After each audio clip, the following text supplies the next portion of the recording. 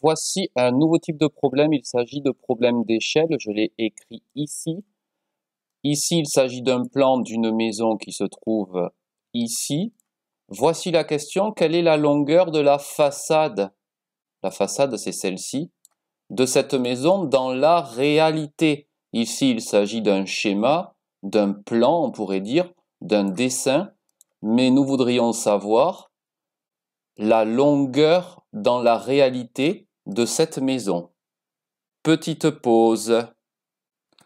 Comme il s'agit d'un problème d'échelle, je repère l'échelle dans ce plan. Elle est ici 1 sur 100. Cela veut dire, écoute bien, que 1 cm sur le plan représente 100 cm dans la réalité. Une échelle est toujours en centimètres.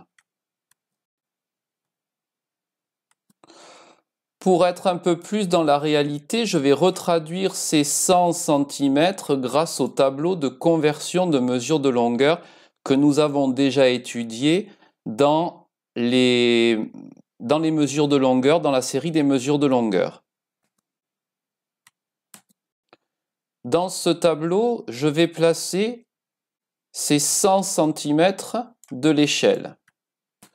Tout d'abord, je vais placer un point à l'endroit où il faut écrire l'unité.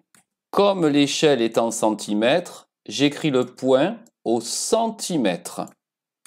Et ensuite, je vais écrire les 100 cm dans le tableau en commençant par l'unité. Et voilà. L'unité était ici au centimètre et je vois qu'il y a une mesure plus facile à lire qui est ici.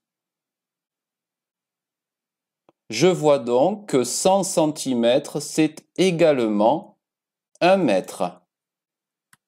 Cela signifie que dans l'échelle, 1 cm représente 100 cm, c'est-à-dire 1 mètre. Ensuite, je travaille avec le schéma de proportionnalité simple, d'un côté le plan, d'un côté la réalité. Sur le plan, 1 cm donne 1 mètre dans la réalité. Sur le plan est indiqué que la façade de la maison mesure 15 cm. Combien ces 15 cm feront-ils de mètres dans la réalité? Il s'agit d'une proportionnalité. De 1 cm vers 15 cm, on sait que 15 cm sont 15 fois plus grands. Donc dans la réalité, il faudra multiplier par 15 également.